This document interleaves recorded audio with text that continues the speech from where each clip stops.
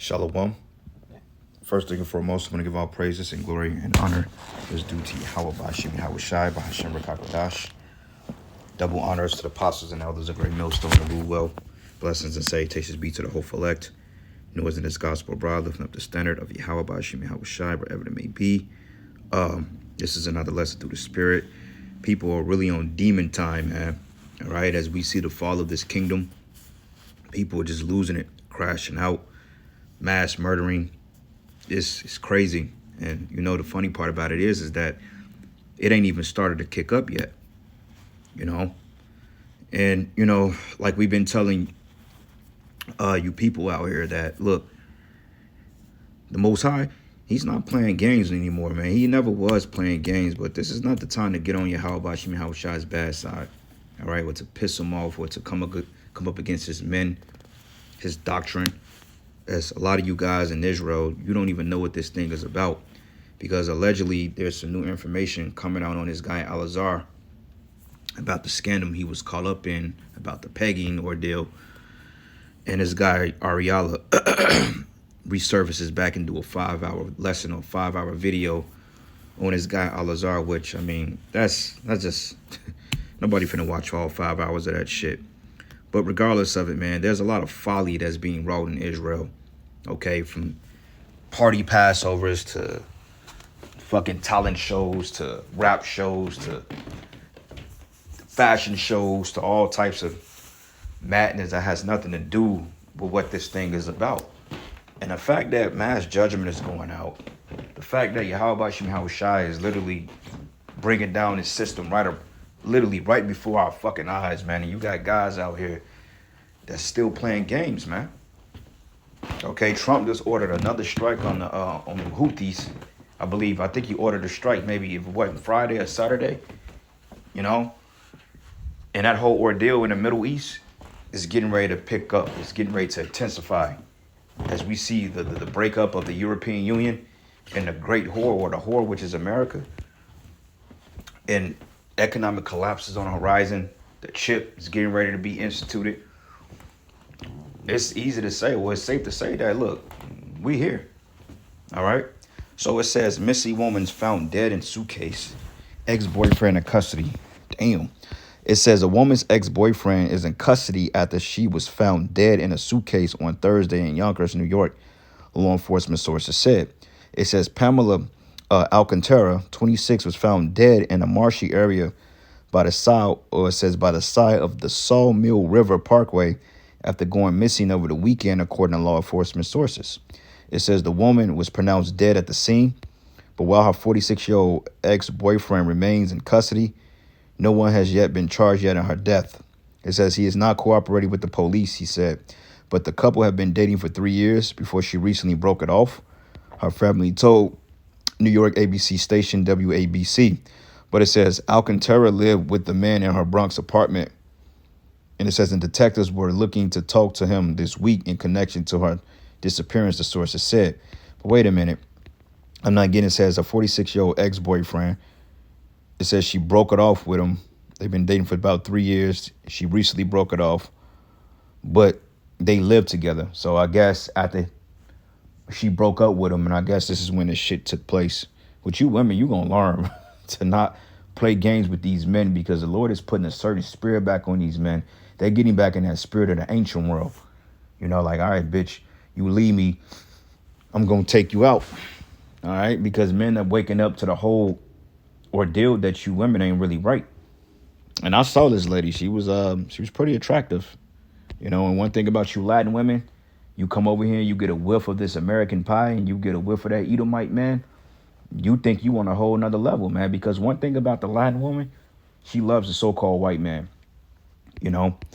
But it says here, she lived with the man in her Bronx apartment, but detectives were looking to talk to him this week in connection to her disappearance, according to sources. And it proved that Esau knows how wicked these women are, and he knows that these women give a pass or given a pass to do wickedness, because the first person they suspect is always the husband or the so-called boyfriend when these type of situations transpire.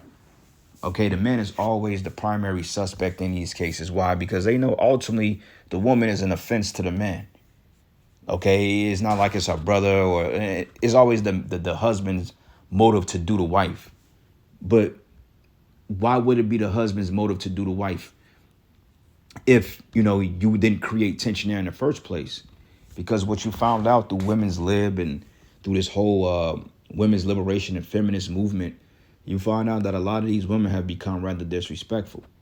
Now, I don't know the case of this situation because, of course, they're going to vindicate her and make her the victim, no matter what happened, even though she was found dead in a suitcase. They're never going to go into the facts of what she did. But instead, they're going to go off the offenses or the alleged offenses that the man created, and they're going to lock his ass up for it. Because the thing is, if he's in custody, but you have no evidence that he did it, or if he hasn't been charged with anything, then why the hell is he in custody in the first place? Which shows you how wicked this law is. This is an unjust system because they could come and put you in custody without charging you with anything. But wait a minute, man. If I'm not being charged, then why the fuck am I in your custody in the first place? Which is a lot of these cases. But it says, her ex-boyfriend's license plates pinged near the location the body was found at 9:50 a.m. on Thursday, according to WABC. But the NYPD searched an area along the roadway where his vehicle stopped, and a drone spotted the red suitcase containing her body in the water, according to law enforcement studies. But the man was taken into custody soon after, and he immediately told detectives Alcantara left her apartment in a hurry, wearing pajamas and carrying a red suitcase, sources said. But evidence recovered by detectives later revealed that was not accurate, as he requested a lawyer, according to sources. But the Office of the Chief Medical Examiner will determine the cause of death, according to the NYPD. But it reads, it says Alcantara was reportedly missing on Sunday after she did not show up to church. Boy, the circumstances surrounding her death remain under investigation, according to law enforcement studies. It says she was seen last week on surveillance video earlier Sunday at her residence, according to the NYPD. So, apparently he did this shit, but this is the world we live in. Okay, Esau, you're going to realize that you can't intervene in marital affairs, man. All right, because at the end of the day, if a man is offended or whatever the hell happened, whether she committed adultery to leave him for another man, whether she stole from the nigga, had him set up, who knows? But you're going to realize that, hey, like the scriptures say, the things between a man and woman can no man put asunder. But his problem is he comes in and he tries to police the man and give the woman the liberty and the right to run over the man. And this is the result of it, man. All right, so this is a picture of the alleged so-called victim. Okay, well, she's not a bad-looking woman. But whatever reason she wanted to lead a guy, we don't know for what, but apparently, just my tenure of being around and understanding how the, women behave, apparently she probably wanted to leave him for another man, and he probably wasn't going. He's like, nah, fuck you. Okay, but this is the time we living in. Shit is getting worse. All right, and we're going to read about more cases like this. Okay, because you Keishas, okay, you Latin Kingdom chicks, hey, y'all totally out of order. And I'm not saying what happened to this young lady was necessary or anything of that nature. But at the end of the day, when the Most High has his scopeo on you, there's nothing you can do about it. Okay, so let's look at this article real quick and maybe get a video, kind of get an idea on what kind of person she was. It's by it's not easy being kind of looking at the pictures, because I tried to look for her on social media and nothing really came up. So I'm assuming that they probably cut whatever picture she may have had. But overall, man, you could tell just through observation that she was extremely proud. She was into herself, and I guarantee you she had men probably in her inbox sending her all kinds of messages. And this is usually the case. Usually when somebody do something like this, there's usually an act of adultery that's involved. Adultery, whether she was stepping out on him or she was planning to leave him and take his kids. This is what they call a passionate crime. All right? The one everyone counts on to keep your operation running. That's why at Grainger, we're here for you. With professional-grade industrial supplies and fast delivery. Call, click Grainger.com, or just stop by. Grainger, for the ones who get it done. Morning, police are investigating after sources tell us a missing woman from the Bronx was found dead in Yonkers. Her body stuffed inside a suitcase. The woman's ex-boyfriend is now a person of interest in her disappearance. Elijah Westbrook is live outside the 46th precinct in the Fordham section of the Bronx. Elijah. Yeah, Mary and Chris, and as you can see, we are standing live just across the street from the 46th precinct where we hope to learn more information about what occurred the other day. Also, as you mentioned, this is where the ex-boyfriend of the victim is being questioned by officers at this time. This as the family is trying to make sense of this horrible situation. Now, Pamela Alcantara was last seen entering the elevator of her Morris Avenue building Saturday night with a smile on her face. The next morning, her family says a friend stopped by to check on her after she didn't show up to church. They were worried and knew something was off. We told her family reached out to police knowing she had broken up with her boyfriend and had plans to move out. Police sources say Thursday morning, that was just yesterday, an NYPD license plate reader picked up the ex-boyfriend's car, who is now a person of interest in Alcantara's disappearance. Sadly, her family got the worst possible answer when the 5'1", 26-year-old's body was discovered inside a red suitcase at the scene. You can see it was right there in the vicinity of the Sawmill River Parkway in Yonkers. You don't imagine something like this happening. She was a very good girl, sweeter, help everybody that she needed it. And the thing of it is, they always say that shit. They always put biased approaches on that. There's people that's gonna speak in our favor to demonize the dude. Now, I'm not saying that that was a good thing what he did. I mean, clearly, people on demon time. But regardless of this, they always paint the woman as the victim. Okay, they never go into the dirt or anything that she's done or any type of confusion that she's caused or anything like that on what merited or what provoked it. As always, she was a good person. She was this, she was that, and yet the woman can literally be a whore. She can literally be a straight demon. Okay, she can literally take men, kids, child support, had men murdered.